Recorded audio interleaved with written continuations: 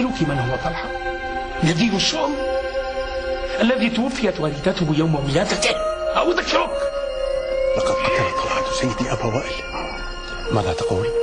أقسم لك ما يهمني هو أنني لويت أعناق قلوبكم أنتم الثلاثة، صخر وابن زياد وأنت زين حبيبتي زوجتي الغالية.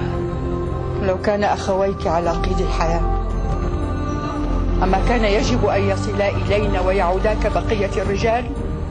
بني هاشم رهط النبي وإنني بهم ولهم أرضى مرارا وأغضب.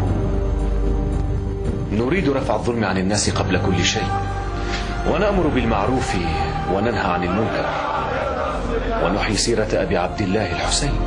ألم تعلم أن الدنيا تدور وتلك أيام نداولها بين الناس؟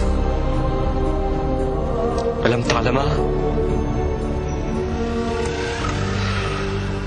زيد بن علي تحالف مع العباسيين ضدنا، ورسله وصلت إلى خراسان تؤلب الناس علينا.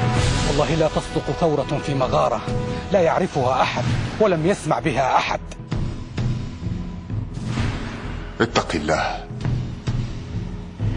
أو مثلك يأمر مثلي بتقوى الله؟ لقد حرقتم بيتي وقتلتم ابني فيما مضى، لكن اليوم لا وألف لا.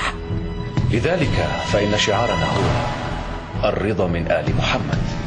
الحكم يا أم حكيم يلزمه من يمسك العصا من المنتصف، لين وقسوة، ظلم وعدل.